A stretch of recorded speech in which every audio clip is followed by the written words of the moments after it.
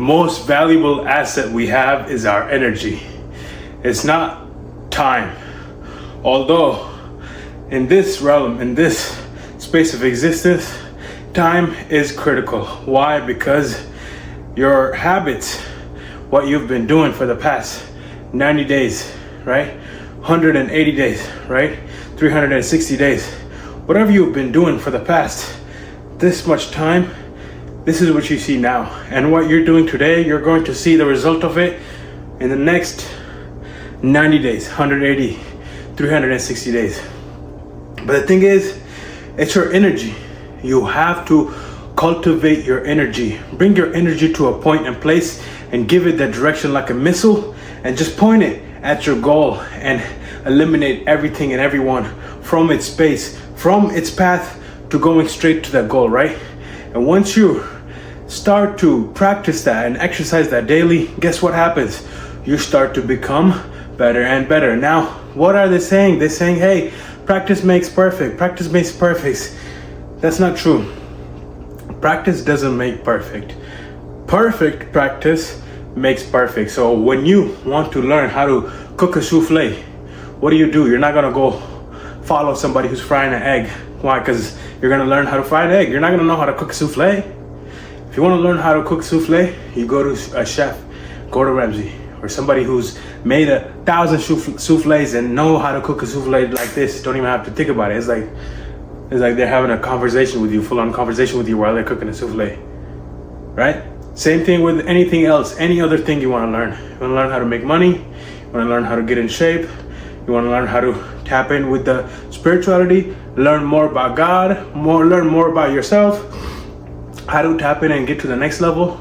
You learn from the person that you are able to see that, hey, they have what you want, right?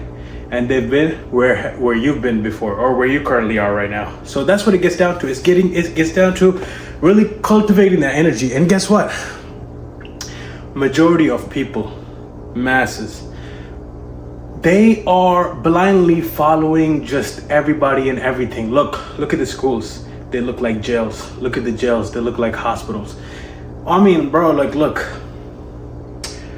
Not naive people are gonna, like, deny everything. They think the government is for them. They think, like, everything that's being sold is good for them. They don't realize, like not everything is good for them. They don't realize what the fuck is going on, But look at this. Schools, jails, hospitals, they all look the fucking same. Why? Because it's a system. It's almost like a commodity. Why do you think there's human trafficking? Why do you think all these things exist? It's because there's a supply and there's a demand. And there's a supply of your attention. There's a demand for your attention as well, right? And that is through advertisements. That is to sell products. Look, you're not gonna buy shit that, like, you don't know about, number one. And number two, shit have to be sold to you. You don't just go and buy shit. That's what it is. It's like you have to be sold. But for the mega people, the super people, right? The super cars, super wealthy people, they don't need advertisements. You don't need to advertise to them. Because why? Because they're not where most people are. They're not where majority of people are. They're not where the masses are. They don't do what the masses do. They're not going out clubbing every weekend. They're not going out and, with their boyfriends grabbing butt every weekend. They're not doing that. They're not falling victim to these vices. They're not falling victim to, these habits that majority of what happens is it comes from entertainment, the music industry. Most of the music industry labels, they're funded by the jail cells, and jail cells, they need more inmates so they can have more money coming in. So that's like, you gotta choose to understand what it is that you see, hear, smell, touch, and taste, rather than just ignoring it and taking it for, you're living in this cupcake la la land. Stop living in this cupcake la la land. Start waking up and start understanding it. Now, don't have a negative demeanor. Don't have a negative thought, but have a student mind. Have a learner's mind of, like, hey, I'm gonna understand this. I'm gonna learn this. And this phase of me learning will never end. How exciting is that? This phase of me will never, this phase of me learning about my world every single day is never going to end. How exciting is that? How much joy is in learning, right? And understanding more and more and more about the world, right? And all you're doing is really, you're becoming aware of your own self. That's what you're doing, right? The things that you don't understand right now, those are the things that you are not aware of your own self. And so that's what you're doing. So have a love based, right? Love. See, look, fear needs a reason, fear needs logic, but love doesn't need anything. Love doesn't need a reason. Love doesn't need a logic, right? And fear is telling you, hey, you must do this and you must do that, and then you'll be safe, right? But love says you already are safe. You already are safe, right? And fear is saying, hey, like you need a solid image in your mind, and you need solid evidence, or you need a picture, or you need a photo of certain things a certain way, like, a certain way of doing things, and a certain way of going about things, like certain way to do life. Love is saying, hey, come with me, fly, be free. That's what love is saying.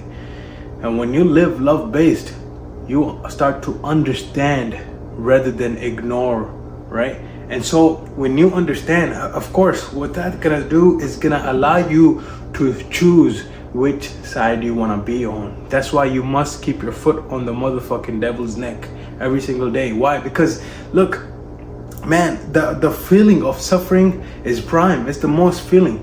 It's the best feeling of suffering. I mean, voluntarily suffering. Because look, that's what you have to do. You have to tap into your consciousness and realize, like, yo, what the fuck you are calling adversity, other people might look at that and be like, I wish I had that. I wish I had that. And you have to tap into that and do it for them. You have to tap into that and do it for them, and have to be grateful. Look, God's only gonna give you more of what you're grateful for already. God is like, hey, if you're not grateful for what I've already gave you, why would the fuck I give you more of that, And a God is only gonna give you reasons to be grateful for. Like, let's say you're going about your day and you're like, something happens that just like ticks you off, whatever it is. Could be something stupid, like you stub your fucking toe, you spill that coffee, or something stupid. Boom. That instant, that right there is like a reminder, like a notification for you to start being more grateful. Why? Because if the first thing that comes to your mind is like, why, then boom, there goes your opportunity. You saying why was needed to be corrected. It needed to be corrected into you being grateful for what it is that is actually happening. You stubbing your toe, you don't know what else was gonna happen. You spilling the coffee, you don't know what was gonna happen. You probably got saved from something. That's you don't know what you don't know. And that's how God works. God is indescribable. You can't describe God. God is magical. God is like, how can you talk to me through phone right now? That's how God is. Like, if we tell people back in the time, like, oh, phone is a thing, you can call people. Back in the time, they used to use birds and stuff. You see, that's magical. But now, to us, it's normal because we use it in every single day, but it's normal. See, magic is only magic till you know what it is. If I do a magic trick in front of you, you're like, ah. But if I show you what I did, oh, yeah, that's a magic trick, yeah.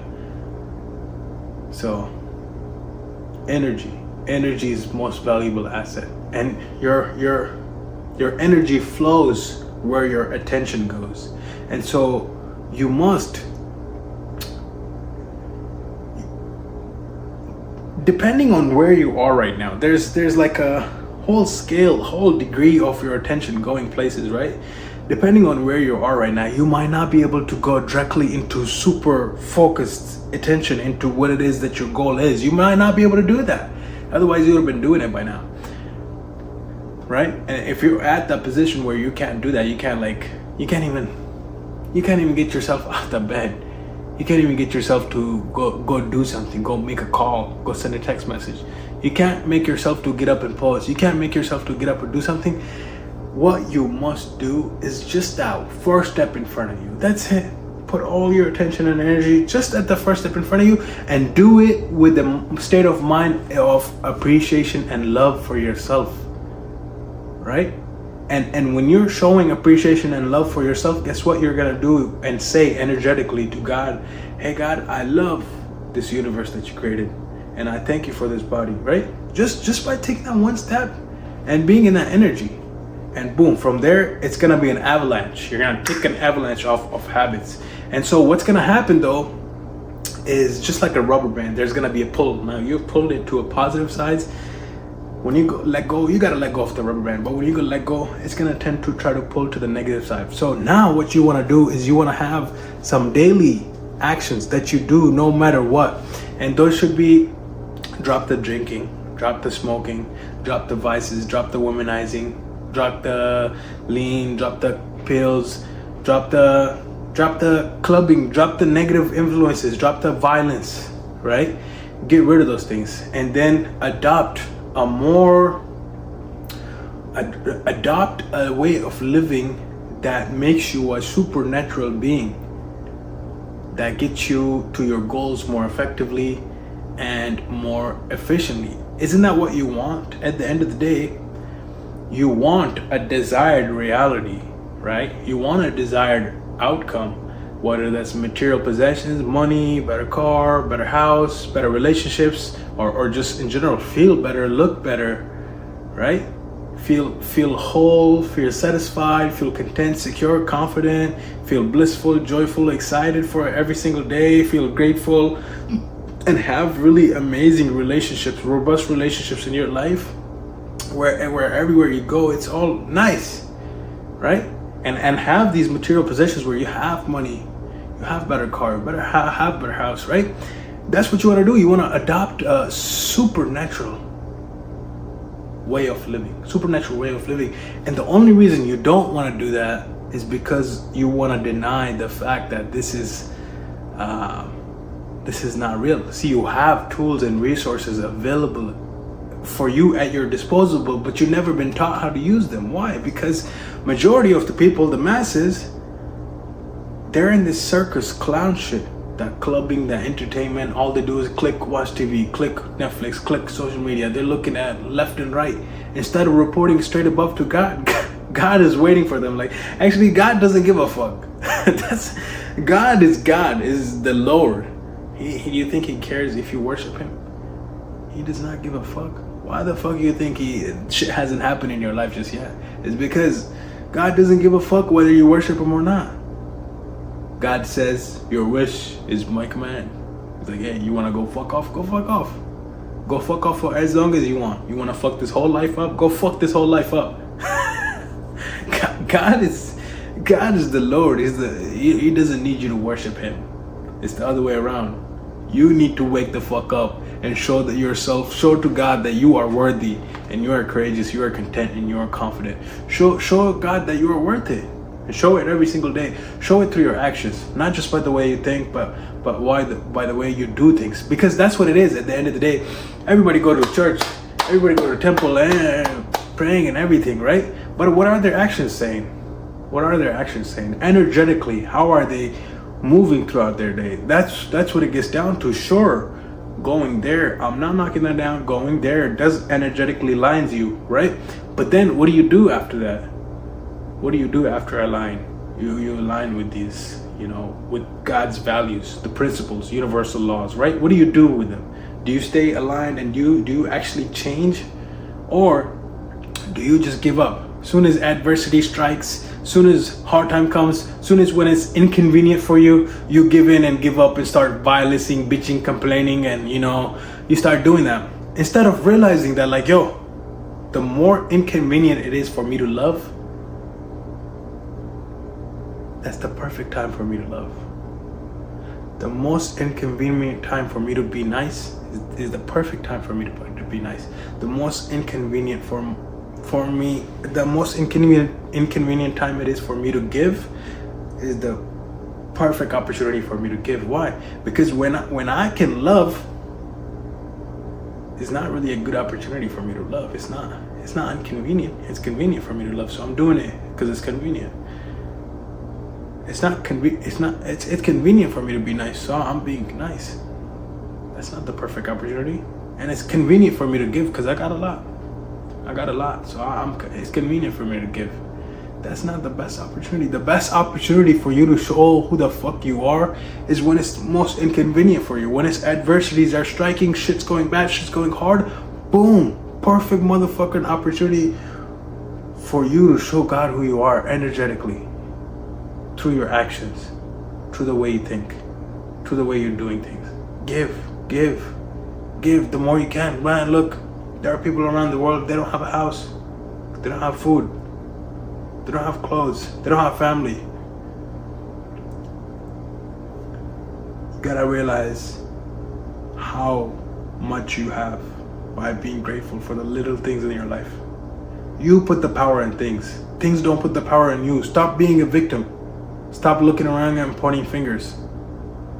Because a victim mentality is only gonna vibe with victimized people. You're only gonna resonate with other people that are bitching, whining, complaining. And victim people, they're only looking for other victim people. Oh yeah, Timmy, I had a bad week. Oh, me too. Let's go drink. They're validating each other. The victimhood, the entertainment shit. We have these tools and resources available at our disposal.